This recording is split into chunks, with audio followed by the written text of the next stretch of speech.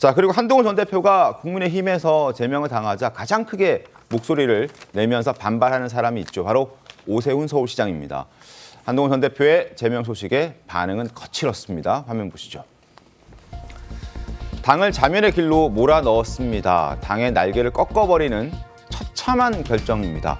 대표 자리에 있을 자격이 없습니다. 사퇴하라는 강력한 메시지가 나왔습니다. 장동혁 대표를 향해서 물러나라고 압박을 하는 모습인데 오세훈 시장이 새해 첫날 신년 인사회에서도 장동혁 대표 면전에서도 작심 발언하기도 했었죠. 그때 목소리도 한번 들어보시죠. 깊이 반성하겠습니다. 목소리가 높은 일부 극소수의 주장에 휩쓸리지 않고 상식과 합리를 바탕으로 한 국민 대다수의 바람에 부합할 수 있는 방향으로 당이 과감하게 변해가야 합니다. 그동안 기다릴 만큼 기다렸고 또 참을 만큼 참았다고 생각합니다.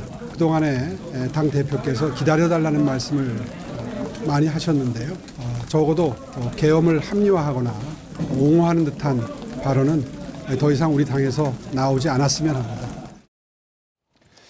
자, 서울시장이면서 또 올해 선거에서 서울시장 출마를 준비한 오세훈 시장 입장에서는 이번 결정이, 제명 결정이 불편할 수밖에 없을 겁니다. 그런 이유에서 저런 입장이 나오지 않았을까 싶습니다. 첫 번째는 이제 본인이 소속돼 있는 국민의힘이 지금 장동혁 대표의 이 노선대로 가면 이번 지방선거에서 완패할 것이다라는 이제 본인 나름의 전망을 하고 있는 거죠.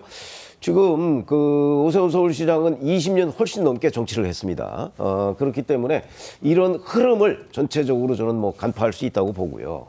그다음에 어찌 보면 이게 더 중요할 수도 있는데 본인도 당선을 장담할 수 없다. 이런 위기의식이 있는 거라고 봅니다. 그러니까 어제 한동훈 전 대표를 제명한 것뿐만 아니고 엊그제도 한동훈 찍어내기 해서는 안 된다. 그리고 신년 인사회에서도 똑같이 지금 얘기를 하지 않았습니까? 네. 그러면 여기서 선거를 한 4개월 남짓 정도 남겨놓고 덧셈의 정치는 못할 망정 뺄셈의 정치를 한 정당이 그 선거에서 이기는 경우를 저도 못 봤고 아마 오세훈 서울시장도 본 적이 없을 겁니다. 그렇기 때문에 오세훈 서울시장은 여기서 당도 이렇게 가면 안 되지만 자기 자신의 당선을 위해서라도 이거는 제동을 걸어야 하겠다고 생각을 하기 때문에 본인이 이른바 총대를 맨 것이 아닌가. 네. 그래서 아마 저런 현상은요. 오세훈을 구심점으로 해서 국민의힘 내에서 반 장동혁 세력 그 사람들이 훨씬 더 뭉칠 가능성이 높다. 이렇게 보입니다. 자, 김광삼 변호사님 어떻게 보세요? 일단 한동훈 전 대표 제명으로 가장 날벼락을 맞은 사람은 오세훈 시장이다 이렇게 봐요. 아마 굉장히 주시하고 있었을 겁니다. 그런데 이제 결과론적으로 보면 결국 제명이 됐고 네. 지금 어떤 당 지도부가 어떤 윤어게인설에 부정선거 음모론자에 의해서 이제 장악이 된 거거든요. 근데 아무리 개인기에 있어서 오세훈 시장이 뛰어나다 하더라도 또 이제까지 뭐 서울시장을 그래도 굉장히 훌륭하게 이끌었다는 평가를 받고 있는데 선거 자체는 이제 바람으로 가는 거거든요. 그러면 국민의힘에 대해서 아무리 오세훈을 지지한다 하더라도 국민의힘이 저런 형태로 가는데 오세훈 시장은 국민의힘에 간판을 달고 나오는 거 아닙니까? 그러면 이건 일치가 되는 거예요. 그러면 사실은 오세훈 시장에 표를 주려고 했던 사람들도 상당히 거기에 대해 우려를 표하고 표를 안 줄 수 있죠.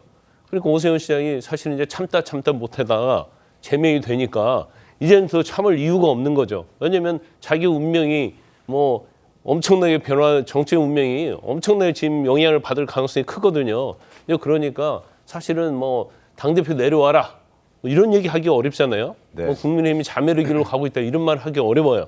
근데 노골적으로 이제 자기의 심정을 드러냈다 이렇게 봅니다.